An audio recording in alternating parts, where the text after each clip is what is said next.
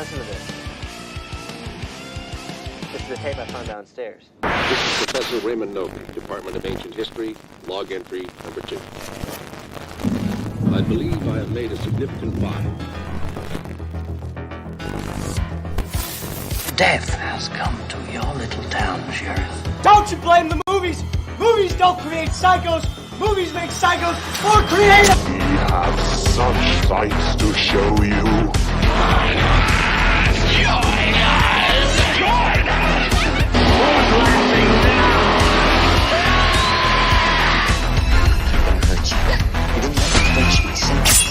I said, I'm not gonna hurt you. I'm just gonna bash your brains. What's going on, everybody? Welcome. What a fun event this is going to be.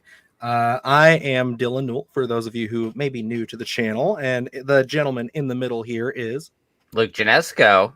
And of course, most of you are probably coming over from his channel. You know, we took his slot today. No, he was super gracious to pass this over to us so we could sit down with him. The one, the only, Killjoy Jake. Jake, how you doing? I am doing fantastic. How are you fellas? You know, we're doing all right. Always. Ready to talk some Quiet Place for sure, and Quiet Place Part 2, and potentially thoughts, feelings, all of the above on Quiet Place Day 1, because we are about a week away from that coming out now, folks. That's this Thursday, actually. Holy crap, it really snuck up on us. I guess just get it out of the way there, Jake. How are you feeling about A Quiet Place Day 1? You know, I'm excited for Day 1, especially after rewatching 1 and 2. It has, dude, I literally haven't seen these movies since I saw them in theaters. So rewatching them back to back, it was like, whoa, this was it was really cool to watch them again. I noticed a lot of things that I totally missed. And I really enjoy these movies a lot more than how I remembered. They're very intense, they're very suspenseful, and I hope that, you know, Day 1 delivers in that department. Absolutely, man. I cannot wait. And I do, speaking of Day 1, want to mention, I have it scrolling across the bottom, but we are doing a giveaway, as we've been kind of promoting on social medias and all of our YouTube stuff. So as we're going through, make sure that you're commenting hashtag Day 1 into the live chat. That enters you immediately into the giveaway. So at the very end, we'll be able to essentially just do a drawing. I didn't know this, Jake, but StreamYard has a built-in giveaway feature. So what? This is the first time using it. Yeah. So for a little behind-the-scenes knowledge here, we're both using StreamYard to stream to you folks. And yeah, this is the giveaway feature. So if you do this, all I have to do is hit draw. We only have 2 entries at the moment. But yeah, once it comes time, we just hit that bad boy. And then, yeah, we will have a winner selected, which is just so nice. And I only bring this up because we're sponsored by StreamYard, so I had to plug it a little bit. Yeah, so thank you so much, StreamYard, for making our lives so much easier. And thank you guys for entering, because, yeah, this is a super cool opportunity. I mean, granted, we're not going to get to see the film early, which kind of bummed. But we are at least going to be able to give back to you guys. And I don't know, I didn't detail too much about what's in this prize pack. So I feel like I should probably at least let you guys know what this thing is stacked up with. But before we get into that, Luke, how are you feeling about Quiet Place Day 1? When the trailer dropped, I did a little reaction to it, and I got to be honest, I'm a little skeptical of it. I really enjoyed the first one. The second one, Jake is here today, and I see him as my good luck charm, because I did not like The Strangers Pray at Night, and then we did his channel, and I had a rewatch of that, and I really enjoyed it. So I went back and I watched A Quiet Place Part 2, hoping that I would enjoy it a little bit more, and I got to say, I still have the same feelings to it. As we open up this world, I think we lose something, and I'm curious to see if Day 1 is going to do that as well. It looks like it is from the trailer, so I'm going in a little more skeptical than I would if I hadn't seen Part 2. Fantastic. Awesome. Well, I'm kind of in the same boat with you, but I want to save mine because I would say that it'll give too much away about how I feel about these movies. But I am curious. The thing that gets me is I don't know how to say the gentleman's last name, but the director of Day 1 has me intrigued. He directed Pig, which, Jake, have you seen Pig? Dude, has been on my watch list for a very, very long time. And then I'm so sorry. Another quick tidbit about that director. He's in a Joel Haver video, which I'm a huge fan of that YouTube channel. And I was like, oh, now, the guy's cool too. I got to see his movie. That's awesome. Yeah, dude. I think Luke and I discovered Pig just because like we really reached a point, I think, after Mandy where anything that Nicolas Cage was putting out, we were renting it the day it came out. Yep. Because a lot of them were going straight to Vudu. So we rented that, and both of us were just blown away by that film. I think the director is super talented. It's a movie that I recommend so often. It's ridiculous. One of the best Nicolas Cage performances of the last 10 years for sure. Oh, cool. Okay. I'm definitely going to watch it soon. Speaking of which, I'm so excited for Long Legs. I love Nicolas Cage. Can't wait, man. Very good stuff coming up. We are as well. So I did pull this up just so you guys know, have a little bit of an idea of what to expect here. And then we'll go to the live chat and we'll dive into the movies. But to keep it short, sweet, and simple for you, you guys are getting a grand prize pack, the winner today, and that includes a Fandango code to see the film in theaters, which once we figure out who wins and stuff, we'll let you know. You can hit us up on social. I'll drop an email address in there too, so you can contact us either way, and we'll get you those Fandango codes ASAP because they're going to have to mail you the grand prize pack, so it'll take a little bit to get there. But we want you to go see the movie this weekend, so got to get you those tickets. But of course, that's going to come with a solar changing T-shirt. I don't know what that means, but I assume you wear the T-shirt, you go outside in the sun, it does things. That's the best thing I can give you. Small tote bag, personal first aid kit, and all of your usual first aid amenities. Yes, they're going for kind of like a survival pack kind of theme with this. You get a power bank with fan flashlight and one survival tool kit, which includes like an epoxy dome Kaiser black and gray paracord survival grenade with 17 survival tools inside and full color. So I assume it's just a little epoxy grenade looking thing with a bunch of tools in it. So yeah, I'm super cool with that. I think this is super fun. But yeah, you're getting all that, and it's like a giant survival kit. There's a whole bunch of tools listed, but I'm not going to list them for you. So is it a real grenade? I think it's just themed like a grenade. It's one of those items where it's like, you know how they have the Thor hammer that's like a tool kit, it's like a ratchet set. Have you ever seen that? Yeah, but it doesn't actually come to you when you hold your hand out. No, it doesn't. That's a shame. Yeah, I threw mine away on Christmas morning. It was terrible. But why don't we dive into some of the live chat here? I know I started a couple of these, but we have Paula in here saying just subbed. Thank you, Paula. We appreciate your support. Thank you for being here. Obviously, we have RJ coming over here. Says, "Hey, Killjoy Jake, what's going on?" Yo. Ghoster 10, who I believe was the first person to enter into the giveaway. So thank you, sir. Erica from your side over there. Howdy. And let's see here. Oh, we of course have Necromechanical. Thank you. That is actually our podcast intro from when Luke and I were doing podcast episodes. And then everything kind of transitioned to fully YouTube. So we've kind of been slacking on that. But I figured why not? Let's just get right into it. And let's see here. We have a bunch of people entering, of course. And then Ghoster 10 says, I'll be catching it early Wednesday, so hopefully I can give a reaction. That's awesome. I'm really glad that at least some of us are going to be able to go out and see it. Let's see. Danisha? I apologize. Lane. Denisha Lane. Okay, cool. I'm so bad with names, so please forgive me. But Denisha, thank you so much for showing up. What's going on? She says, hey, Jake. Necromechanical says, Nicolas Cage paid off his debts, so his finally picking good projects again. Hey, I'm right there with you. I think he'd always spruce a couple of good ones in with all of the, what was that, like Bad Lieutenant, Porter Call, and all those other ones, The Cold Ground or whatever, where it's just like he's just a badass and everything. But Denisha Lane donated $1.99. Thank you so much, Denisha. We appreciate you for that. And all right. And Paula is a new sub. We appreciate you there. And Erica says, imagine they gave out real grenades. That'd be a ballsy play. I would really honestly be cool with it. But what are you going to do when you're fighting monsters that, rely on sound? So, you got to have the grenade. You got to go out big with a bang, right? Be an Anyway, insane giveaway. it would be an insane giveaway. Could you imagine that going Crazy. off in the mailbox on that? Oh, geez. A shipping nightmare, dude. That's what that sounds like to me. That's funny. My oh my. But yeah, why don't we dive into this thing? So we're talking, of course, the first Quiet Place here, and then we'll get into Quiet Place Part 2. But Jake, I'll start with you, sir. Give me your thoughts, opinions. You just had a nice refresh of a watch on this. How do you feel about A Quiet Place?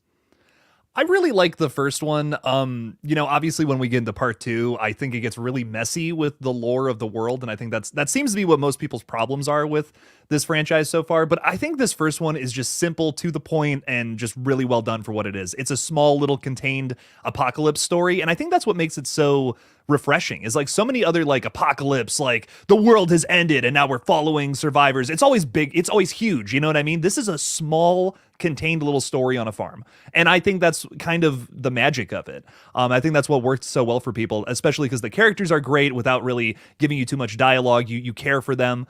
There's emotional moments of this movie, there's tense moments, you get a lot of different emotions. It's kind of a stew. Those are my favorite kinds of movies, where you can pull just multiple different things from it, not just one little emotion or whatever. I really vibed with this one. The cast is great. I really feel the relationship between John Krasinski and Emily Blunt, probably because they are, a thing in real life.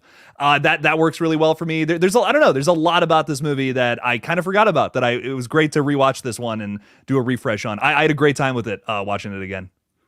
Awesome. And Luke, I know this one, when this came out, like, this was a big one for us. We went and saw it together, and I just remember that theatrical experience, like just how strange that was with how quiet it was in the theater. Can you dive into your thoughts and feelings on the film when you saw it then, and how you're feeling about it now?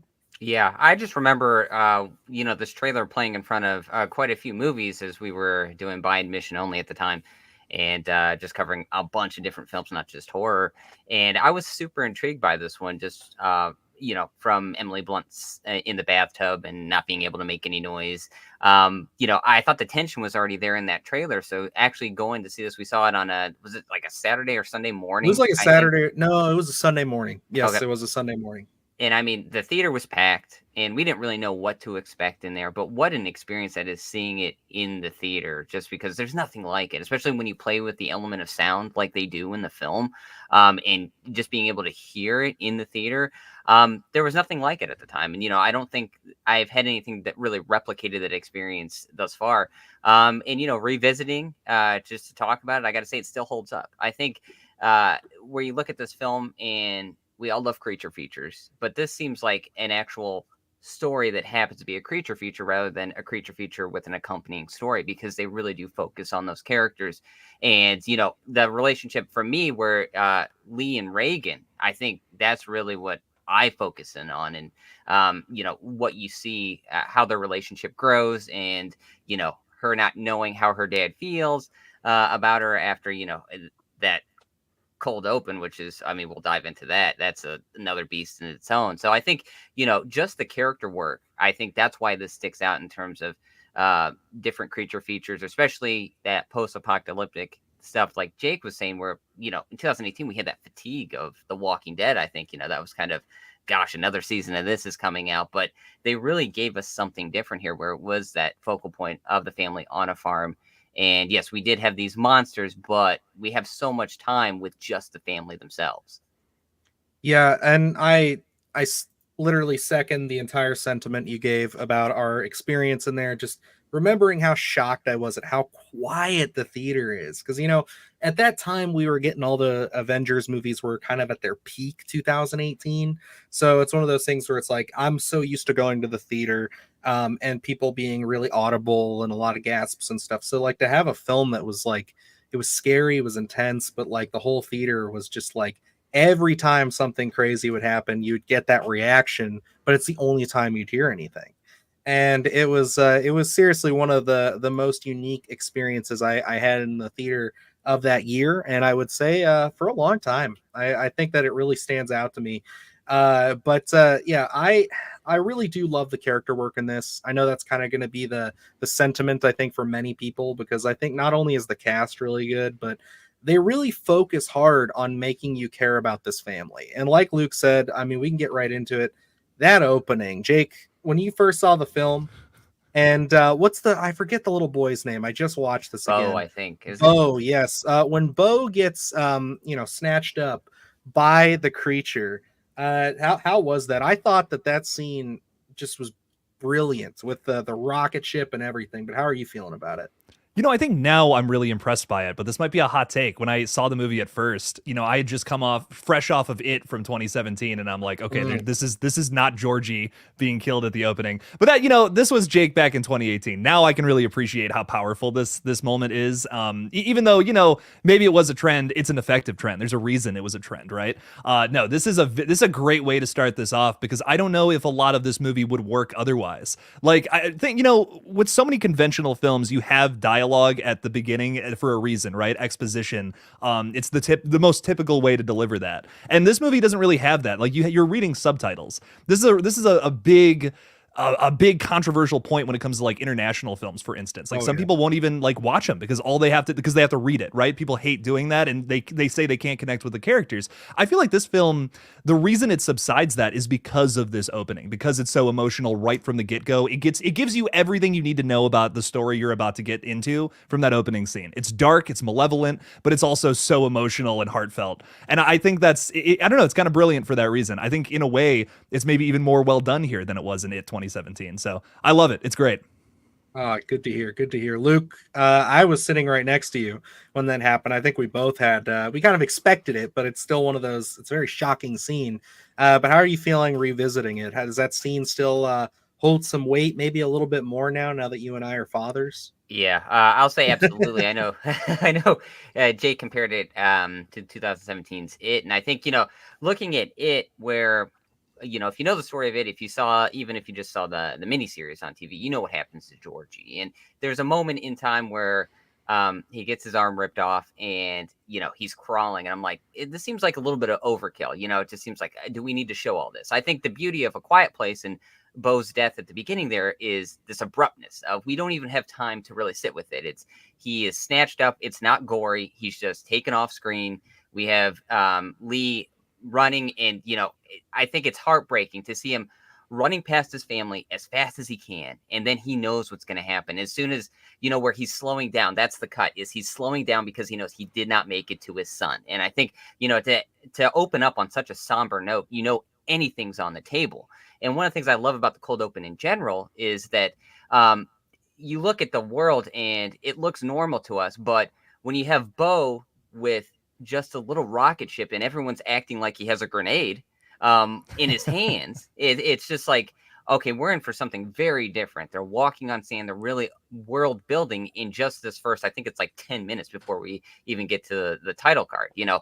So I think it's just absolutely effective in terms of being able to build that world and tell your audience you're in for something completely different than what you're used to. And hey, we killed a kid right off the bat, so who knows what's going to happen. And, you know, I know we'll dive into it, but, you know, the kills are sparse in this, and I absolutely love that because they're so meaningful. Absolutely. Yeah. And I'm with you guys on that. I thought that, like, rewatching this scene, it's like, even though, again, I know what's coming, I know what's going to happen, it still just hits a lot more. I feel like just the fact of, like, really taking it in, knowing how the rest of the story plays out, and really seeing, like, this one defining moment that really kind of reflects and kind of pushes almost like the domino effect of the rest of the story going forward, where, you know, the characters feel like they have to kind of make up for it and prove themselves and stuff. I mean, it's one of those things that, like, I think it's the perfect note to kind of start this film on. But I do want to kind of pop into the live here and talk to a couple of the folks here. There's some good points. So Paula says, it almost gave me a heart attack, but I loved it. Very powerful and intense, and I love the cast. Yes, definitely agree with you there. I think the cast is 100% what makes this movie. Seeing the first film in theaters was such an experience, so terrifying, 100%. Ty Lee in here. Thank you, Ty, for coming in. It's a quiet movie. I almost said quite a movie. I was like, oh man. Hey, what's up, Johnny? How's it going? What up, boys? How's it going? Nice to see you here. And yeah, the scene with the younger son was always a jaw-dropping scene. Absolutely agree. Yeah, it's definitely a strong way to start it. Infinite Sky says, "What did I miss so far? Nothing. We just started talking about the first Quiet Place. The only thing I would encourage you to do is if you want to enter into the giveaway, drop hashtag day1 in the chat, and you'll be entered. We'll be doing the drawing right at the end." And I remember the scene in the abandoned bus. That was pretty intense. Yes. And Bo's death is one of the scariest moments in the movie. Yes, I also agree. Tragic death of Bo shocked me silent. Yep, absolutely. And not gonna lie, I've never seen any of these movies, but I'm wondering if maybe it's better to see day one first. Well, that's interesting. I don't know. 'Cause having not seen the film, I can't really tell you. But what do you guys think of that, Jake? You think that's a ballsy play?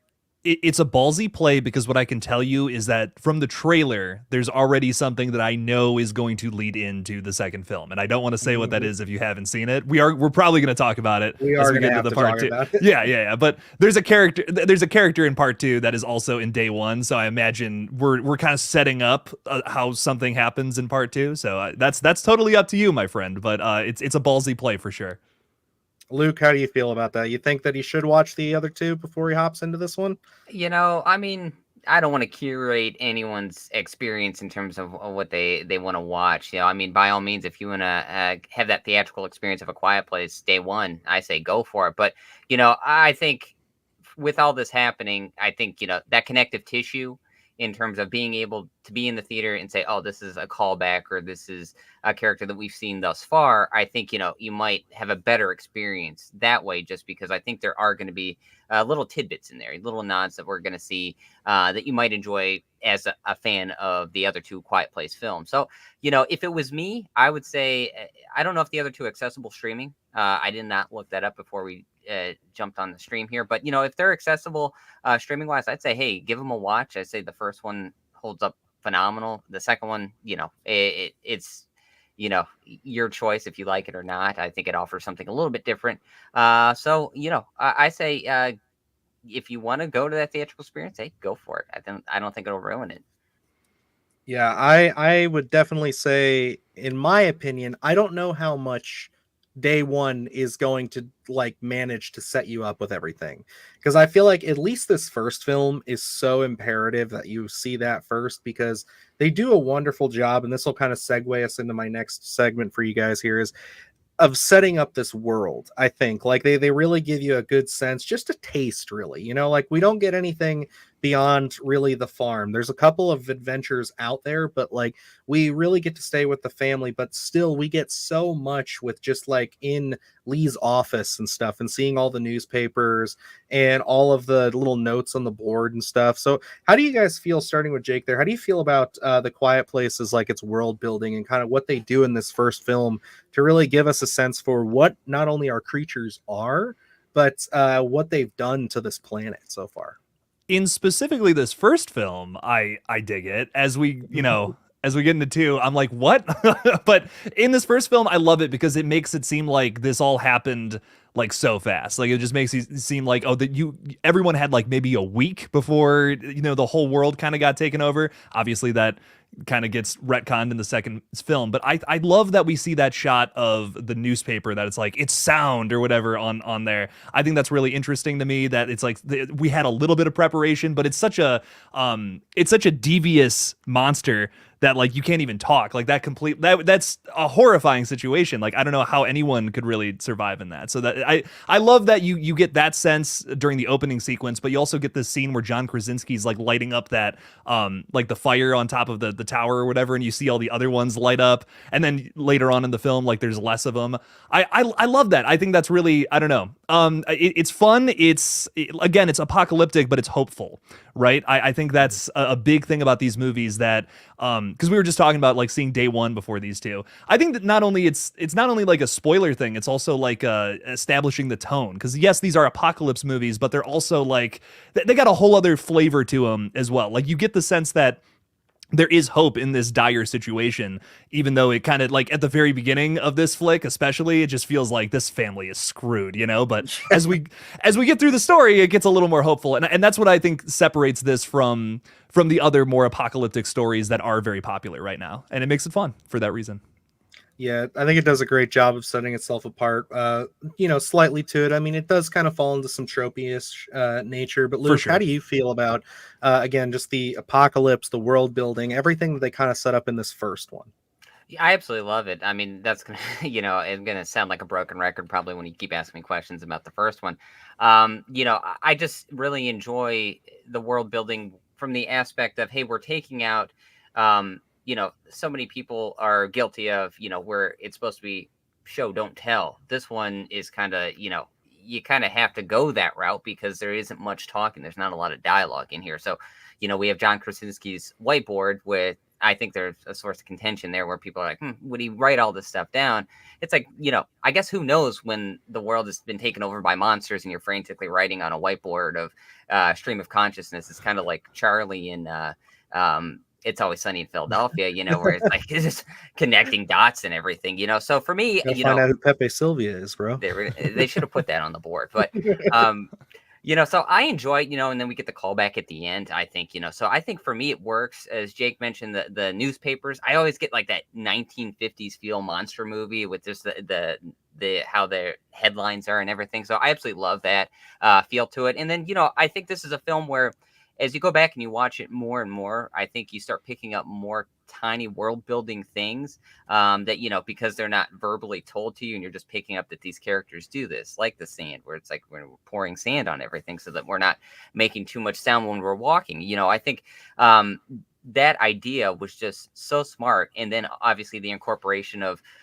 Reagan is deaf, and everyone, we use American Sign Language for it, and I think that's such a when you really sit back and you look at it and you're like, well, why has this family survived over so many others? It's like, well, they're used to really not verbalizing so much, where it's like, hey, they all know sign language and they're used to using that, where it's like, hey, we got to whisper, and where it's like, you forget that tone. So, for me, I think this film here, when you look at things and you want to world build and not, tell people verbally, but show them. I think this is something that has to be studied, where this was so well thought out. It was incorporated. It doesn't feel forced. So, I think this one, where you look at it, I think that the writers were so intentional of every move and so strategic. And that's why I think I love this film so much. Yeah. Before I dive into my little thoughts on that, I did just want to say thank you to Erica. She did pull up that both films are available on Hulu as well as Paramount Plus. So if you guys are wanting to catch up before day one, definitely check out your streaming services. But yeah, I was going to say, you took the one thing I was going to say that I absolutely adored the most about the world building in this, and that was the sand. I remember watching this movie for the first time and thinking that was such a smart idea. I don't know how practical it is in all reality. I feel like you'd need a good bit of sand, but I mean, maybe if they've been building up for a while. But I still thought, like, that's really shows there's a lot of detail and attention put into this script to give you kind of like we're sinking into this world. You have people who have to live with it day by day, and they literally are like, okay, what can we do to at least give us some bit of an edge here? And yeah, just walking barefoot in sand. I mean, that's a huge piece to it. Now, I do want to kind of ask, and I'll start with Luke this time. I want to get into favorite moments. Is there a favorite moment, a standout moment in A Quiet Place, the first film, that's you always go back to? What is that moment for you? I mean, the opening scene obviously is something that, in terms of terror, I think works so well. But when I look at actual moments and actual character moments, I think one of the ones that I go back to in terms of being able to, I don't know, feel, in terms of making you evoke that emotion as an audience, is the scene with, I always focus in, like I said, on that Lee and Reagan relationship, and when he is, trying to create the little thing for her ear and it's not working, and you could tell that she is frustrated, he's frustrated. I absolutely love those moments. And then when she takes it, and then she's got that little bit of hope, and she puts it in her ear and she does the snapping of the fingers. For me, I think that tells so much about that relationship, and how he's got his little work office and he's trying so hard to fix her little thing for her ear. And it really shows the father's love. And I think it hits different being a dad now, where you'll do anything for your kids. And I think, that's such a smart moment. It's such a, maybe it could be a trivial moment for a lot of people in the aspect of A Quiet Place. But again, this is such great character work and great character moments. That one is always sticking out in my head. Absolutely. And Jake, your favorite moment? I did also want to pull up here that Necromechanical brought up a good point about the painting of the creaking boards. Totally missed that even on my next viewing here, but like that is awesome. I love that. Oh yeah, the attention to detail is phenomenal in this first film. But in terms of favorite moments, I'm kind of with Luke here. I agree. I think the relationship between Reagan and Lee is fantastic. I love John Krasinski's sacrifice. That was what, like, I was like, oh my god, this movie's awesome when I saw that. It's so emotional, it's so powerful. It's the zenith of what they've been building up to this entire time in terms of the emotional story. And I think that's great. That's excellent. But not to sound like such a broken record, try to hit on something different. I think Emily Blunt's whole little sequence where she steps on the nail to giving birth, that is so impressive in terms of acting. Like it is, I don't know, 10 out of 10, wouldn't change a thing, wouldn't change a shot. It is fantastic. It is so intense the whole time. We hit on the emotional stuff, but if we want to talk about the most suspenseful elements of this entire film, I think that might take the cake. I love it. Yeah, I agree. That was going to be my scene as well. That whole sequence from, again, stepping on the nail to giving birth, like how it all just happens so quickly. And a couple people were talking about that in the chat here. Ty brought up, I always feel like Emily Blunt's foot should have gotten infected. And that would have been such an interesting element to add to that sequel. We'll touch on that here in a minute. But when she stepped on the nail, yes, absolutely. That it's such a simple gag. It is something that, we've seen a million times over, but the way they do it in this film with just the silence all leading up to it, and you're just all sitting in the theater just like, oh my God. And then even Infinite Sky says infections take time to kick in, all the action taking place in one day. I agree, but I think Ty was probably saying more towards the sequel, because I think that would have been an interesting, give him a couple days to go there. What's up, Gremlin? Just wanted to shout out our buddy Gremlin Ryo is in here. And then Infinite Skies also brings this up, and I think this is interesting, not to divert the whole conversation, but I love Signs. So does anyone else get Signs 2002 vibes when they watch A Quiet Place? And I can't say that I really got that vibe just because of how much more quiet Signs is, but I definitely feel like the house, and when they're in the basement especially, I could easily see a little bit of that feeling in there. Are you guys Signs fans at all? Oh yeah. Oh, Signs rocks, dude. In terms of tone, I totally see that too. It's a family oriented story with aliens. So, you got that. More of a general comparison there. But yeah, no, I see the comparison though. It's good stuff. Absolutely. I'm a fan, and I can see. I never drew a comparison to it, but like when you're looking at it, when Joaquin Phoenix goes into the house, and we kind of see that the alien standing there, and it's kind of a jarring experience. I always get that when we see our aliens from A Quiet Place for some reason, especially when they're coming down the scene where it's coming down the stairs where the whole family is. I do get that kind of almost that same feeling of creepiness when we see our monsters in this as we do in Signs. 100%. Yeah, I think that's all really good stuff, really strong stuff to kind of draw comparisons to. I always love when you can kind of almost see the inspirations going through. Not to change topic again, but Infinite Sky says, I'm so stoked for day one, but I'm also excited for Maxine. This wouldn't be our channel if we didn't mention Terrifier 3 or Maxine. So let's just get it out here right now. Maxine coming up really soon. Super duper excited to see that one. But then also I wanted to point out Erica doing the Lord's work here, checking all her streaming services for us. So if you guys need to find out where to watch this film, check with Erica. She's got it. And Infinite Skies also says Reagan's actress is deaf in real life too, adds authenticity. Now I remember that was like a huge talking point when this film came out. And I thought that was a really strong element, but also, again, like they said, adds authenticity. Jake, how do you feel about them giving that role to an actual person who unfortunately is deaf?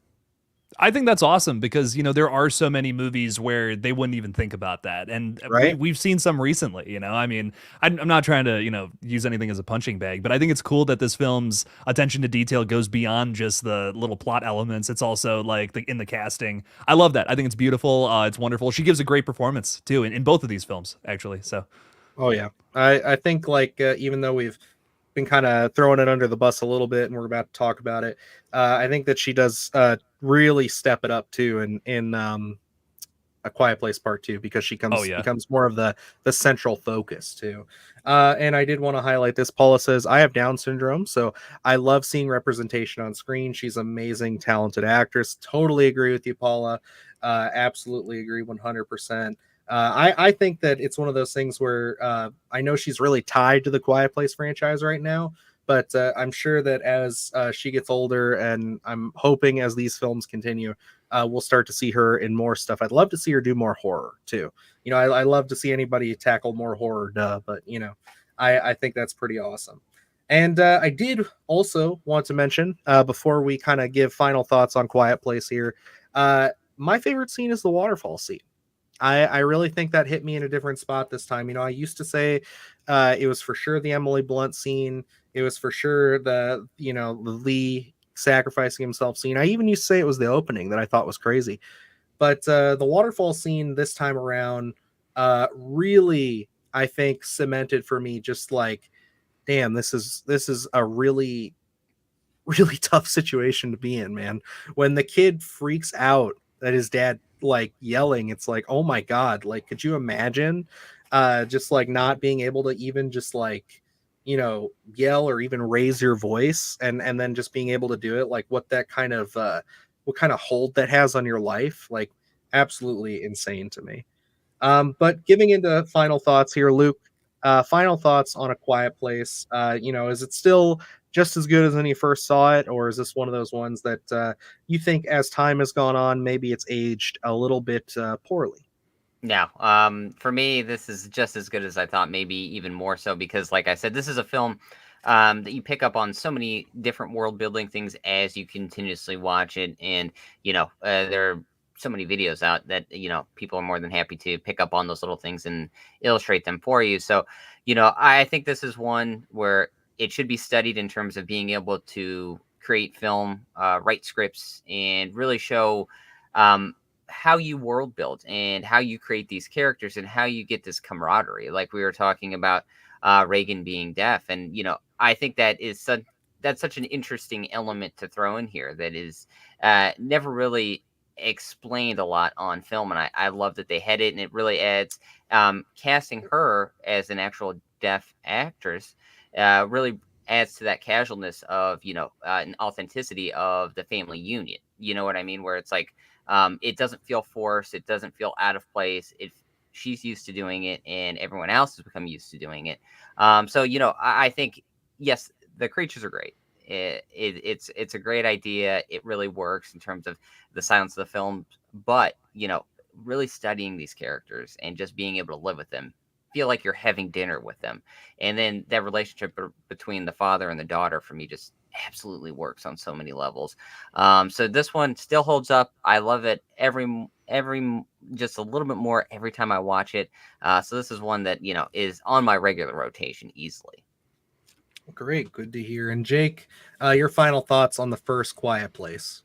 This is a really efficient movie, and I think that might be my favorite thing about it. I think there are so many films out there that will just kind of take their time. They think they're doing character work, but they're just kind of stalling. And this movie, I mean, every single scene, every single moment, every little tiny aspect of it is either building the world or pushing the plot forward in some sort of way. The waterfall scene, like you were talking about, I mean, that basically sets up like how we kill the monsters at the end of the movie, and that's so cool. Like I love that. You're not even thinking about that. You're not even thinking this is going to come back, but it does. I think this movie does that so well.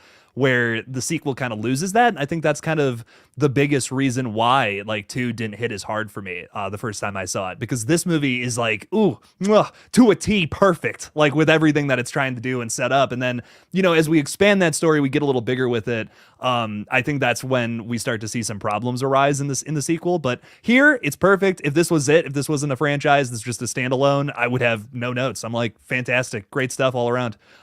Easily my favorite element of this whole thing is how you're just never bored watching it. So efficient, constantly pushing things forward. I love it. Great stuff. Absolutely. And then Mad Blood says signs vibes for sure. The pacing, the cornfields, the focus on the family unit overcoming a family tragedy during a huge world event.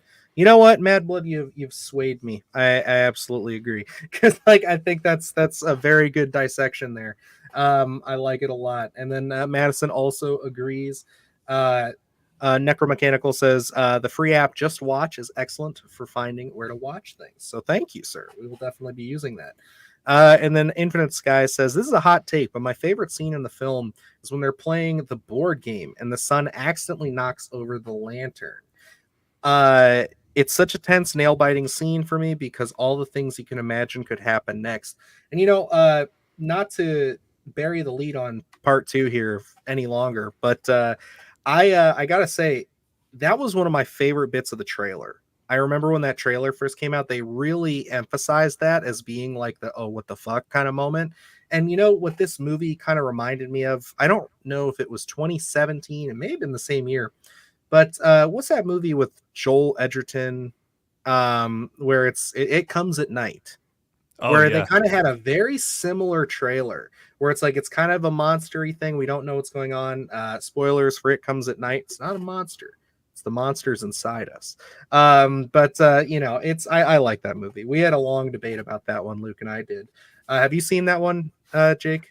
I really like it, but I completely understand why people don't like it. It marketed itself as like, yeah, we thought there was going to be something really crazy, but it was more of a message film. Yeah. And yeah, that's kind of was, I remember being a little worried about A Quiet Place in those first few trailers where they're not showing the monster. And it's like, okay, what is this about? Like, what are we doing? But why don't we move on? I know that this one, I'm curious to see how the chat feels about it. Quiet Place Part 2. I was really curious to see what Jake thought of this. So Jake, I'm going to throw it to you, even though I kind of think that we're all going to be on the same page as this one. But let me know, how do you feel about A Quiet Place Part 2? I mean, look, I think, you know, if you've been watching the stream for 42 minutes now, you're probably like, oh, they're all just going to shit on this movie. Look, A Quiet Place Part 2 captures the same like tense tone of the original, but like from the very beginning of this movie, it immediately retcons stuff like without a doubt from the original flick, which makes it a little like, I don't know, like complicated, not so much in a good way. Like it's just not, the continuity is already struck by the opening scene because it doesn't make any sense with the newspaper. It's like that wouldn't have gotten delivered if the monsters had attacked like on day one, like how they show to us in this scene. It's tense. It's great. I mean, you know, it's a very fun film. I think it even hits some strides that are even more intense than the first film. But in terms of, you know, keeping the continuity, in terms of keeping the efficiency and attention to detail to the sound and all that, this movie kind of loses that a little bit, gets a little lazy with it. And I think that's kind of my biggest issue with it. It's fun. It's a cool continuation to the story, but I don't know. I think losing that element is kind of just like one of my biggest cons towards this flick. But overall, I think it again has some really good character work, a great performance from Cillian Murphy, which is like one of the strongest elements of this whole flick. And one of my favorite, like one of the most underrated actors in Hollywood, in my opinion, is in this movie, Jimon Hansu, who I am like a huge fan of, and no one talks about him. No one knows about this guy. I'm so excited to see him in day one. He's an excellent actor, so I think he was even pretty good here too. So I really enjoyed this movie. It's cool, but it definitely is not as impressive as the first one. Yes, I would agree with your Jaimin Hansu comments. I remember one of the movies that I bought just because of, I think it was probably just because Leo was in it, and it was just like something I remember for my birthday. I was in Best Buy and I'm just looking for stuff that's like cheap and I want to build up my movie collection. I bought Blood Diamond. Never had seen it before, and it's like, God, that movie is incredible. And I know that's why that one really put him on the map, because I mean, he gives a fantastic performance in that, but he's also great in this. Yeah. Why the fuck did they kill him though? Like, that's I what don't I'm know. sitting here saying. Like, it's such a waste of a great character. I am happy though, just like you are, to see that he's back in Day One, at least for a little bit. Luke, Quiet Place Part 2. I know this was a point of contention for us briefly, but I slowly came over to the dark side with you. I'm like you, Jake. I try to be an eternal optimist on a lot of things. Back in the day, I was like, no, Quiet Place Part 2 is fun. It's good. You're just being a sad sap. But gotta be honest with you, I have a harder time sitting back and throwing this on than I do the first film. So, Luke, you were the first one to kind of show me the way on that one. How do you feel about Quiet Place Part 2? This one, and it's not like a dumpster fire of a film, but when you see the first one, and I think was John Krasinski came out and was like, we're not going to make a sequel unless there's like, until we find a really great story. So it's like, you're already hyped up that, hey, we're announcing Part 2, and it's like, there's got to be this phenomenal story that they're going to attach to it, just like how, they had for the first one. And I think, when you look at Part 2, and you can even, my issue probably can be summed up with, look at the opening to Part 1, and it's quiet, it's contained, there's one death, and that's the end cap of that scene, and it's like, this is the ride we're taking you on. You look at Part 2's opening, and it's just like, oh man, hey, it's not a bad scene at all, but I never wanted this. You know what I mean? I didn't need to know what exactly went down that day. And, I have fun while I'm watching it, but it's so big. There's so many deaths. There's so much chaos going on that you can be like, okay, this does not feel like the first film. They're really going to open up the world. And I don't know what the budgets are in this thing. I'm assuming the second one is probably way bigger. A much bigger budget. Yeah, I can let you know here. And I think you feel that, where it's like, it loses something. It loses the mystique of that first one, the intimacy of the first one. And I think you get intimate moments in the sequel, but it starts falling in line with, that, what we see in post-apocalyptic things, where it's like, hey, we have these guys coming on and we're going to, try to kill everybody and take over things. And it's like, that's not what I want in A Quiet Place, where it's like, looking at Cloverfield and then 10 Cloverfield Lane, it's like, they're different, but they both work, and that's kind of what I wanted, where you open up this world of A Quiet Place, you can tell any story you want, but I felt like they did the paint by numbers thing, where it's like, well, we have to have John Krasinski back. We can show you that familiar face. Everyone loved him, and we'll open up with him, and then we'll move on from that story. But it's like, I don't necessarily if I wanted this. So, it's not a dumpster fire of a film. It's just something that I don't think I needed.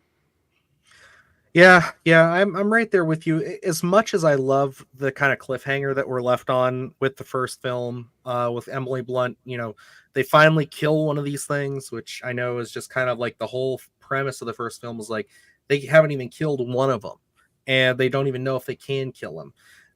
But I think that this one, just, you really feel that budget increase, which normally isn't a bad thing, in my opinion. But like, I don't know why, but I feel like you just lose something with this. It just gets really big. And it's not like it is the worst thing in the world. I agree with you guys wholeheartedly on that. I still think it's pretty good. But in comparison, it just feels like such a broader, more bland film, in my opinion. Like, watching it, this is when it just starts to feel like, okay, we're just going into our stereotypical apocalypse stuff. And I do want to touch on this. I want to get everybody's thoughts and feelings.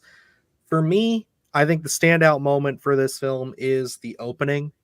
And I think a big portion of that has to do with the fact that we just get Lee back for a little bit.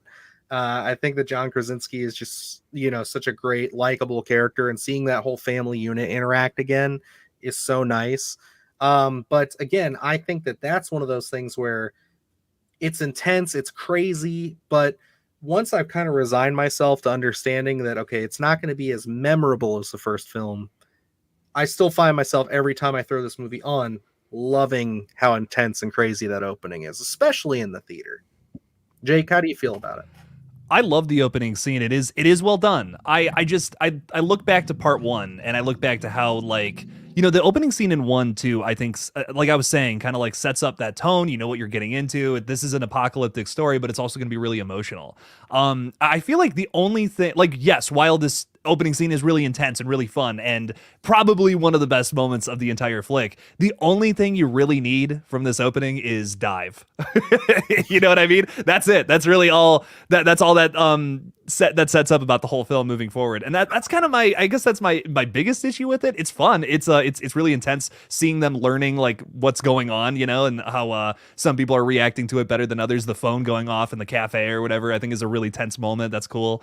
But I don't know. It's cool, but like I'm kind of with you. Like as I've watched this more and more, I'm like, it's worn off on me. I will say the filming the scene in the car with Emily Blunt though, seeing the behind the scenes stuff for that was really cool. How like there was a guy on top driving as she's like a real bus was really coming at her or whatever. That was cool. That's really intense to see that again with the budget increase.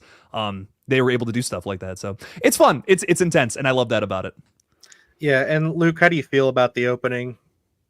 You know, I think it was well done for what it is. I think it catches your interest for certain. But, I always go back to, did I need this? You know, and I didn't need to see those events that had taken place that day. You know, I feel like, we kind of shoehorned it in to get John Krasinski's Lee back so that, people can be pleased and be like, oh, we get to see him return.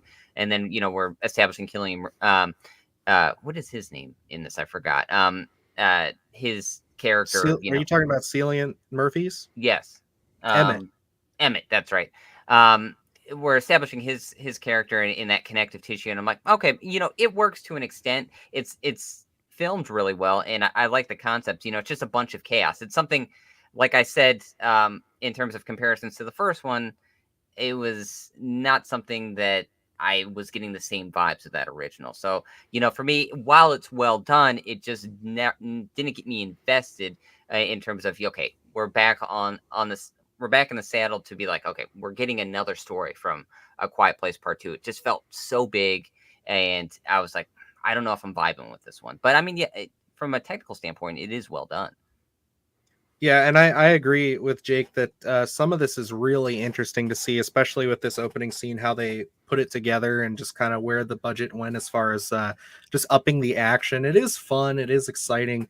But again, I think it does hurt the film entirely because it really does stray away. I had never made that connection, Jake, that all you need from that scene is dive. And it's like, oh, man, you can tell, too, that the writing was a major step down in this. Our buddy Evan, he did a little, as he does his essays on films and stuff that are coming out. He did it on Quiet Place 1 and 2. I didn't realize that John Krasinski took over as writer for this one, and he only added elements to the first film. So I mean, I love the guy as an actor. I think he's a very great director, but yeah, I mean, it's not as tight of a script. And I really think you start to feel that as we kind of take our characters and we're like, okay, they're on the road now. They're going to get moving. They got to go somewhere else. They got to find something. They just so happen to run into Emmett, who is somebody they just so happen to have known before the apocalypse, to kind of take that John Krasinski role. I really thought when I first saw this, he might be a bad guy. And I thought that was an interesting take, but no, he's a good guy. And although I love Cillian Murphy, I really just think the fact that they kind of ditch Mom or Emily Blunt's character and I keep forgetting Marcus, I think it is. Noah Jupe, I think is the actor. Noah Jupe. And they ditch those two off with the baby, and then those two go on their little adventure. It just kind of, I don't know, it just didn't feel, it felt very disjointed. Am I off on this one, Jake? How are you feeling about it? No, I feel that too, because I think I don't know. I don't like the way that we're telling two different stories, because the Emily Blunt and the Noah Jupe story, I don't know. It just doesn't really, it's intense. Again, it's really it hits those same strides as the original. And I would even argue that maybe it's even more intense at times, but it doesn't have that same emotional hit that the first one does. And I think it's because a lot of it just doesn't feel like it really matters. You know what I mean? It's kind of just survival at that point, which is cool and all, but we got that in the first one plus some, you know what I mean? I wanted that plus some here and we didn't get that. And I think that does come down to John Krasinski's script. Again, I mean, this is still better than the majority of Beck and Wood's projects past Quiet Place though. Hot take. I don't know if you guys saw 65. Don't do it. Don't do it, Jake. Don't now. I gotta kick you off. I gotta kick you Bro. off. I'm gonna have no. It was It was a mid. bit disappointing. Yeah, no, I'm not gonna lie. I went and rewatched it after I saw it again, but I was so excited for that movie. Me too, man. I want dark. I was pumped. I want dark Jurassic Park so bad, and I thought it was gonna be that, and it's like, I don't know, but too long get to the dinosaurs. Way too long. Mm-hmm. No, I couldn't agree more, man. But I don't know. I think like if there was anything I could do to change this flick in that regard, it's like just tell a story about the other survivors that are around that was set up in the first movie. Like we don't need the island thing yet. Like I almost feel like Quiet Place Part 2 writes itself into a corner, right? It's like where can they go with Part 3 now? Like there's a reason we're doing a prequel next instead of Part 3. Oh my god, that was literally my final question for Part 2. Was I felt like they wrote this whole thing into a corner. So yeah, I'll throw it off to Luke real quick, and then we'll just dive right into that. Because yeah, Luke, Quiet Place 2. I mean, you've kind of already given your say on this, but I just want to know a little bit deeper. Like, where do you think this movie stumbles? Like, where do you think the is it what in the execution is it that doesn't work for you the most? I think it's the relationships again, where in that first one, less is always more, where in terms of we only have so many kills in that first one, that the meaning of Lee's death, Bo's death at the beginning, perfect opener, perfect end cap to it, and it means so much, where it's like you open up in that first one, everyone's being slaughtered in the beginning, monsters are just running all over, it doesn't have as much tension. There's tension there, but it's just not, they were unable to recreate it. And when you look at Emmett and Reagan, I feel like they were trying so hard to recreate the relationship with Lee and Reagan, and it just wasn't there. We didn't have that connection.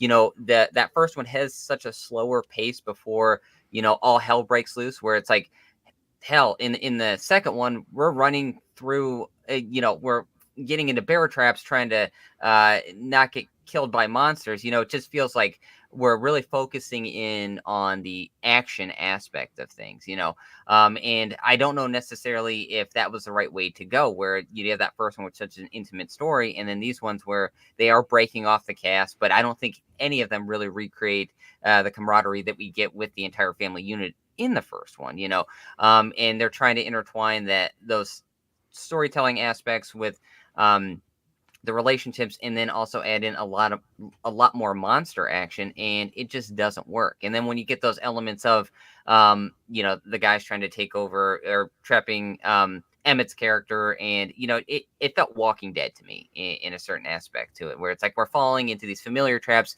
that we see in a lot of these films, and they're really not presenting anything unique. And it was like when you come with Part 2 and you're like, we're gonna tell the story has to be right. It's like there wasn't a lot of a story here. It was more so, let's see what works. Let's try and recreate some of the stuff from the first one. We'll up the budget. We'll throw in more monster action. Man, we have one of our monsters hanging off the back of a car like he's the T-1000, and I'm like, hey, this is not Terminator 2.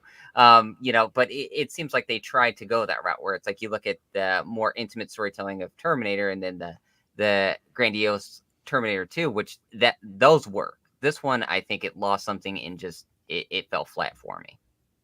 Absolutely. And Jake, take it away. Like I said, you put the words out of my mouth. Like, there is definitely a reason why they're going for a prequel in this, and I think they really do write themselves in a corner. How do we feel as a group here with that ending? Because honestly, I like the cliffhanger ending of the first film. It works. It just feels like a natural spot to end it, especially because, again, it's got that indie budget. It doesn't feel like, and it's not an indie film, but it's one of those things where it's like it's a very small budgeted film in comparison, and it just feels like we're tight, we're keeping it consistent, we're good. Where this one, it feels like they left it off like that because they had to, and I feel like no resolution just frustrates me. But Jake, how do you feel about it? When you make a indie movie into a franchise, right? Like it's got to get bigger. That's unarguable. You have to do that, but I think you have to take baby steps towards it. And the problem is Quiet Place Part 2 dives right into it. See what I did there? But point being, I think there was a small story they still could have told, but they just jumped to the conclusion, to probably what Part 3 should have been, which was the island. Like if this movie had just been about like them trying to just survive and deal with the other survivors around like in the area, and maybe like it's a little bit of, humans are the antagonists now. That was the addition to Part 2. I think that would have done it for me. This movie does that, plus gives a solution to this whole apocalypse. Like I can see exactly where they're going with whenever Part 3 comes out now, and that's a problem. I didn't know where Part 2 was going to go before this film came out. Like after Part 1, I was like, "Ooh, this is intriguing. If they make a sequel, like I'm so into it. Let's make this a franchise, run it." But now I feel like I know exactly where they're going. I'm honestly way more excited for Day 1 than I am for Part 3, because I'm like, that's probably going to be the end of the story, and they're just going to get a big radio broadcast or whatever, get everyone on board and play that thing over it, whatever. But I don't know. I just think they rushed into it a bit. And this movie, it doesn't hit the same strides like we said, but in terms of plot, I wish we had just done something a little bigger, opposed to just this gigantic. Okay, we're moving into the penultimate story before the end of the end of this thing, But that's just me. Absolutely. And Luke, where do you want to hopefully see this go from here? Not just in Day 1, but where do you think they should go as far as just trying to get this ship back on track? I think the idea presented in just A Quiet Place in general is so lucrative, and you don't really have to do Part 3. You can really just do anything you want and tell these smaller stories. I think really that's where the money is in terms of the longevity of the franchise, is not going bigger and bigger and bigger. This again it feels like more of a dramatic piece that happens to have creatures in it, and the second one seemed like it was a focal point of creatures, and then we got to put in the character elements to it, where it's like, I think, I already mentioned 10 Cloverfield Lane, where, it's such a condensed, confined story. I think that's what you do here is, you don't have to continuously follow the family. It's like, we can build new characters, we can tell interesting stories, and you can't make noise. We've been with these characters that are so familiar in using sign language. What does it look like with some characters that don't? And we may get that in Day 1, but I feel like that's probably a lot of that's going to be trying to realize that they can hear you, and we're not really going to focus on hey, we've been in this world for 3 months, and we know what the deal is here, and we kind of have a rhythm down as to what we can do and what we cannot do. So I feel like Day 1's gonna be more so kind of learning what these things do and what they can and can't do. So I think you really just open up the world in terms of just smaller storytelling. You don't really have to have these big budgets to have these crazy scenes or anything like that. I think you just you can have infinite storytelling here as long as it's quality stuff. And I think the idea of A Quiet Place really does bring that idea, but you really just have to take advantage of it. So I don't know necessarily if we need A Quiet Place Part 3 with the family. I would just keep opening this thing up with different chapters and telling different unique stories in A Quiet Place universe. Interesting. No, I definitely I like where your head's at, making this more or less an anthology in a way, where it's like it's kind of going through same concept, different families, different aspects, like the last days of The Quiet Place, where it's like it's the end of it. We see the final the final days of it. That'd be pretty. It's called Quiet Places. Oh, Quiet Places. I like it. Just add an S and it's a $, like James Cameron always says. But let's hit the chat here real quick. I got a couple of these. Paula says, love the opening. Love the stuff on the island. I liked Cillian Murphy. He was somewhat weird, though. Yeah, and, that's kind of why I thought he might have been a bad guy for a while there. But was not. He was just a Lee... I guess clone in a sense. And that would have been an interesting kind of twist to it, where it's like we have these characters that are bad guys that we have no relationship with, but hey, if you turn Emmett bad after they just had an interaction at the very beginning before all this went down, I think that kind of shows humanity losing its way. But hey, they didn't do that. No, they keep it straight and narrow. Jaimin Hansu is like one of those actors everybody recognizes, but they don't know their name. Except they do know his name, but he's still lingering in the liminal zone. I agree. Like that's definitely when you say that, nobody else has that unique of a name, and then it's like, oh wait, no, I know who that is. But yeah, if you look at him, you might not. Ghoster 10 says, I actually find the world building and the whole community that can act normal to be very intriguing part of this movie. And yeah, I mean, like, I like the concept of the island. Don't get me wrong. I think that we didn't really touch too much on that, but I think it's a cool concept. I just think like we get there and then the creature gets there and it's like everything just goes haywire so fast. Am I crazy for that, Jake?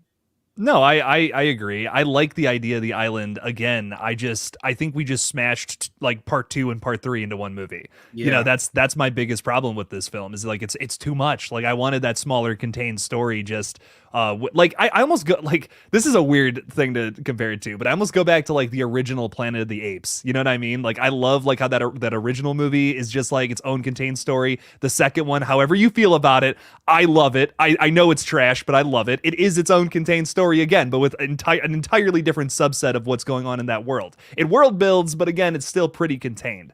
And that's something I guess I was looking for here in part 2, but it was just too much. It was too much of the world. Understood. Erica says, I'm going to have to rewatch both of them back to back. I remember a lot of the first, but I don't remember much of the second. And yeah, that seems to be the sentiment from the chat as well. Infinite Sky says, yeah, Quiet Place 2 wasn't as memorable. And I do fear that we could be heading down that way. The second film broadens the franchise in a sense that there are human antagonists as well as alien ones. Yeah, and again, I think Luke said it earlier, it gets a little too Walking Dead. Yeah. It's some aspects there.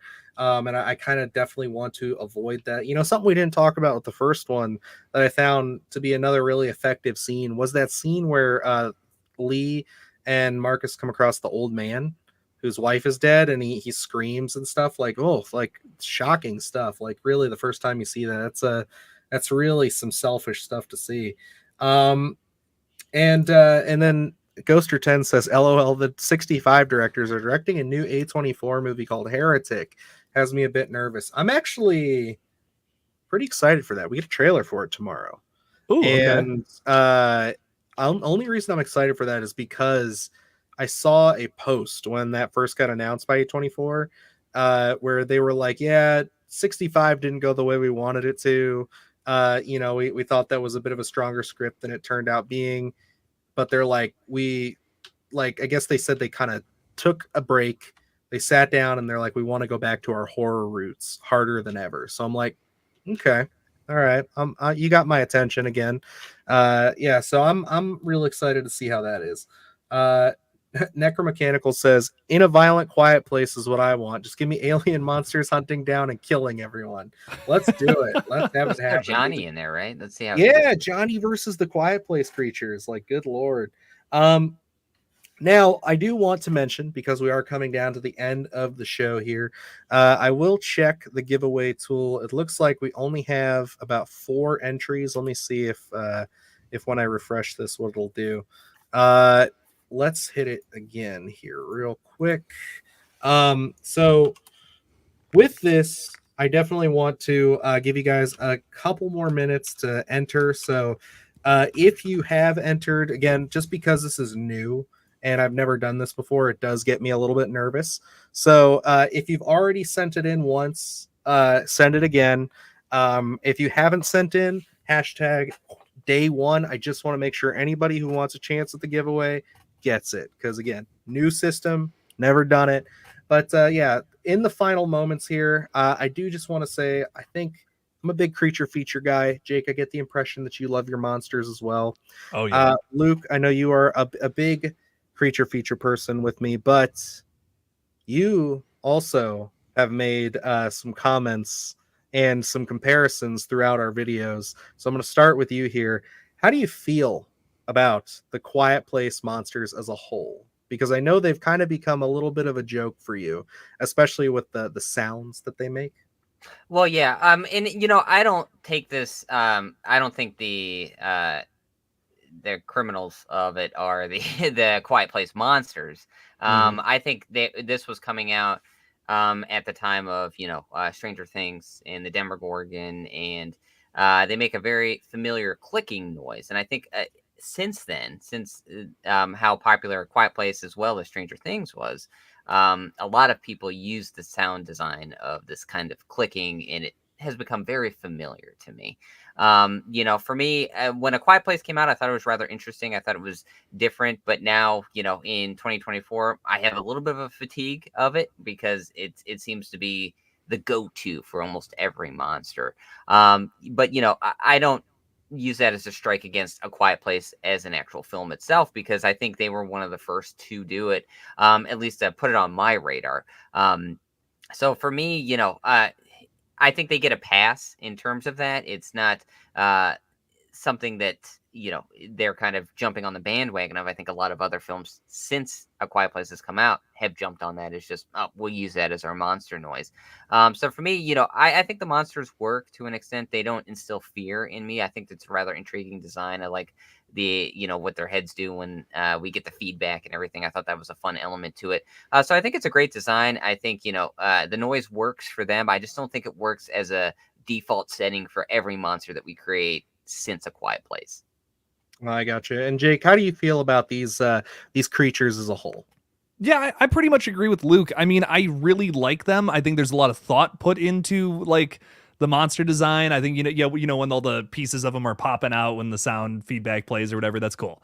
I think another thing I'm exhausted with in terms of these monsters is another Beck and Woods project has a monster that looks exactly like this, which is bizarre to me. The Boogeyman. I don't know if you guys saw that, but I'm just like, what? Like, are you kidding me? Like they literally use the same monster in that movie too. I don't know. I'm kind of sick of them. I'm not gonna lie. I think if I could throw like something in the ring for whatever they do next, have an evolution of the monsters, like have them turn into something else. I remember watching Stranger Things season 3 and being really impressed that like the Demogorgon wasn't like the main thing that time around. Like it was like the meat monster. I can't remember like what it was exactly, Oh, but it I was all love like that. that Season was 3 is my awesome. favorite. Yeah, I think that's the best season they've had so far. And that's one of those elements that I absolutely credit for that, because it's like they actually expand on it. So Right. So I don't know, to see because again, my comments on part 3, because they're gonna do it, right? They're gonna do a part 3 with the family. It's coming. I think if they could do anything to surprise me again, because I feel like I know where the story's going, is do something with the monsters. Have them evolve, like turn into something else, maybe something even harder to kill. That could be fun. I don't know, maybe a little. Arguably generic. Didn't Zombieland 2 just do that a couple years ago? Sure, but I don't know. I think it could be fun to see something like that happen, and turn them into a design that's a little less generic now. Again, I'm with Luke. I won't blame the original for that, but now I'm definitely feeling the fatigue a bit. no, I agree, and I definitely I just think it's funny because like Luke has used that a couple of times, so I had to bring it up. Where we'll be watching like a creature feature thing. I think the last time you brought it up was actually as a positive, where you said in Arcadian how different the monsters were. Yep. How you're like, yeah, we're not just getting the same old shrieks and the same old Quiet Place monsters. I get it, and I 100% like agree with you guys. Like, I think that the time has come and gone for lanky, kind of faceless creatures. I think we need to kind of circle back and get some more unique designs. So I will say, Arcadian, for as much of a Quiet Place kind of knockoff as that was kind of looking to be, the monsters of that are very unique, man. They do some weird shit in there. If you have not seen that, Jake, that's one you should check out. It's not a very long film. It's not a deep investment. I am lacking on the Nick Cage movies. I gotta catch up. There's just so many of them. There's so many good ones, man. Absolutely. It sucks.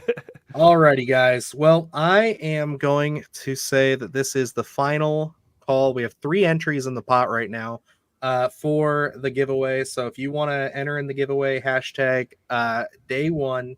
And we'll kind of hit some of these comments, and then I'll do the drawing and we'll wrap it right up.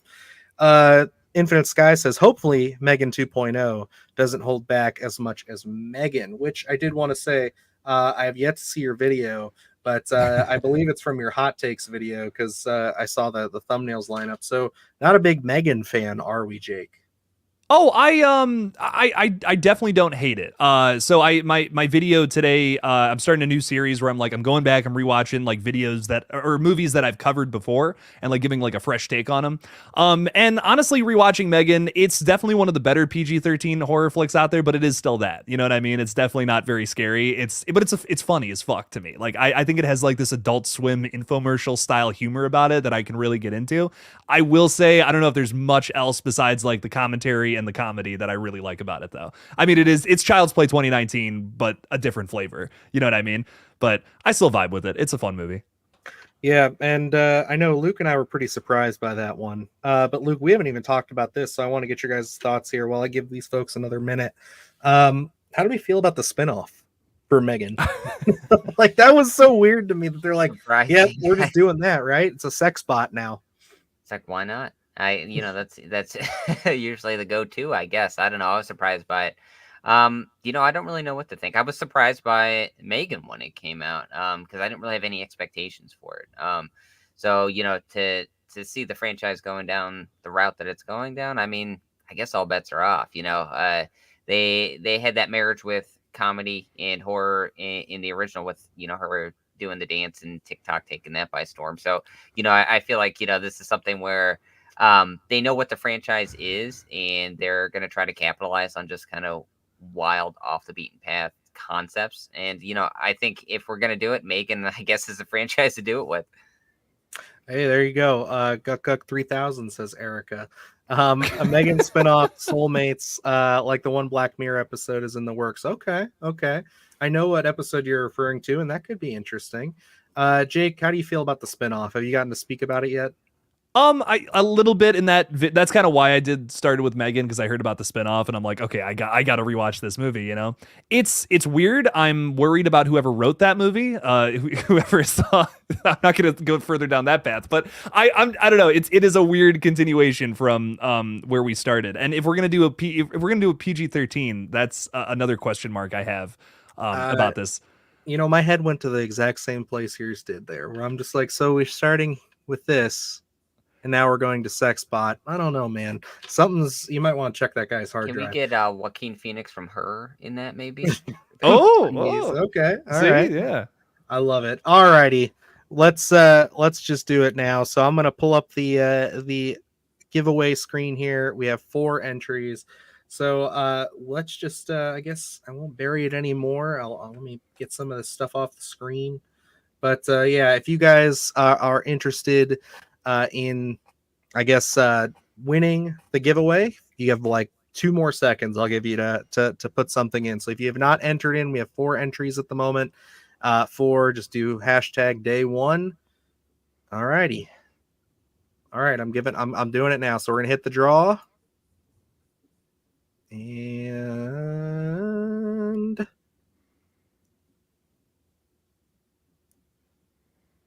Erica, you have won the grand prize. So congratulations, Erica.